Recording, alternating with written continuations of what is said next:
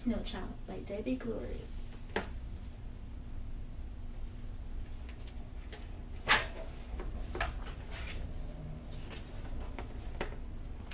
In the last of the light before nighttime, children come to play games in the park. They play in groups, they play in pairs, together in a circle to keep the night away. Standing on the sidelines there was a small girl called Katie. Katie left out. Katie, who didn't know how to play. She had ideas for lots of good games, but somehow never knew. Played them at the right time.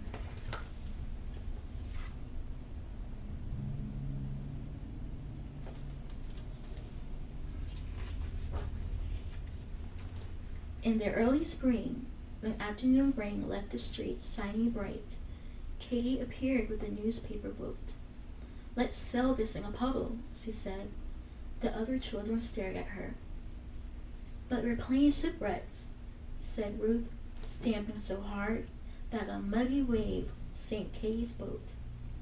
Everyone ran off, jumping and splashing, trying to soak one another. Katie walked home alone.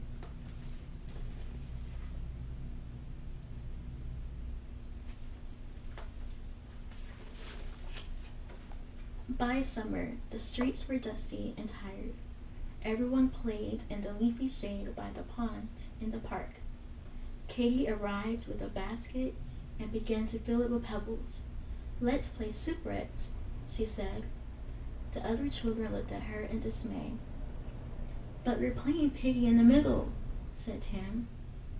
He grabbed Katie's basket, tipping out the pebbles, and threw it in the water.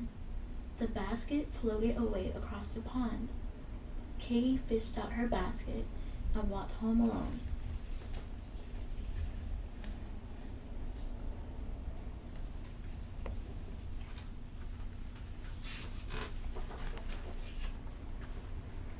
Autumn came, and the trees in the park turned gold.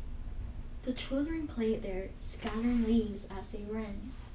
When Katie saw all the children, she picked up a ball that was rolling on the falling leaves. "Let's play piggy in the middle," she said. Bennett's baby brother, Nick, burst into tears. "Wah! Give that ball back to my little brother," yelled Bennett. Katie dropped the ball and ran home crying. All she wanted was to join in. All she wanted was to be part of the circle.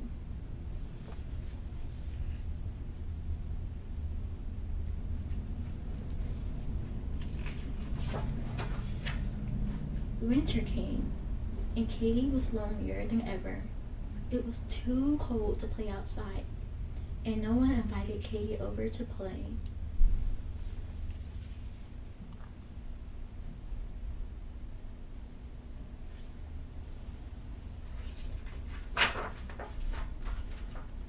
One morning, Katie woke up early, and at once she knew that something had changed.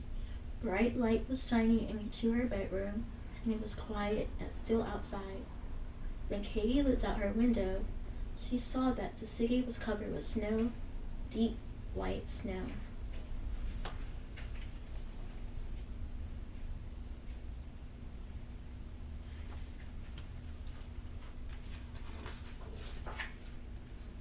Katie knew exactly what to do. She put on her warmest clothes and ran to the park. There she heard the sound of children playing. She saw Bennett wheezing down the slope on his sled. She saw Tim wobbling downhill on his skis. She saw Ruth making snow angels by the pond.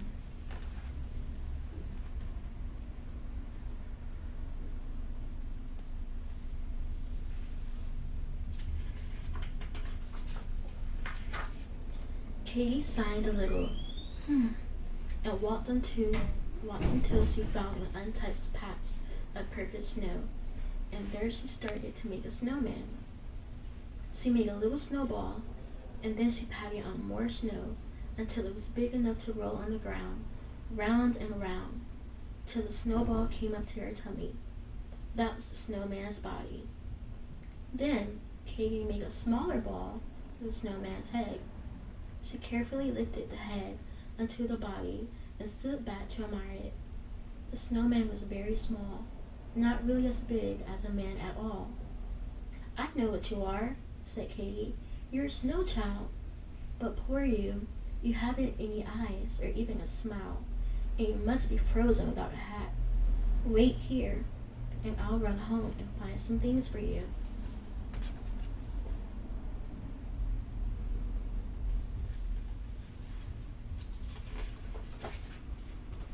Katie rushed home and started to fill a basket for her Snowchild.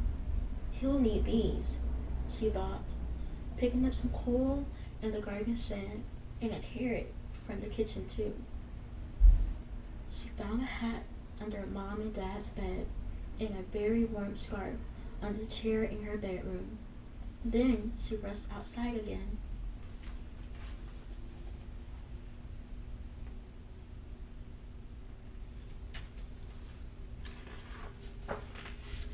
She ran and ran past Bennett, past him, past Ruth, until at last Katie stopped in surprise. There, beside her Snowchild, was a snowman. It didn't have any eyes or a smile either. Poor thing, thought Katie.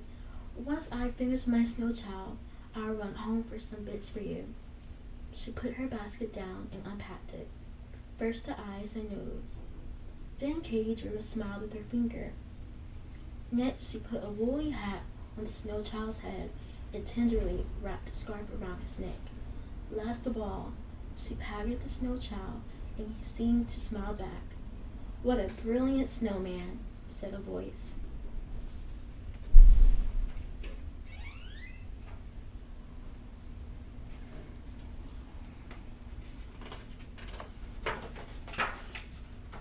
Katie looked around and saw a small girl carrying a bag. Look, I brought some yarn to make hair for mine, she said. I'm going to call her Ginny, like me. What's yours called? I'm calling him Snowchild because he's so small, said Katie. When I finish this one, said Ginny, let's make another one together. Katie's smile grew wider than her Snowchild's. A snow dad, Katie said, laughing. And a snow mom, added Ginny. With some snow friends, said Katie. Just like us, said Ginny.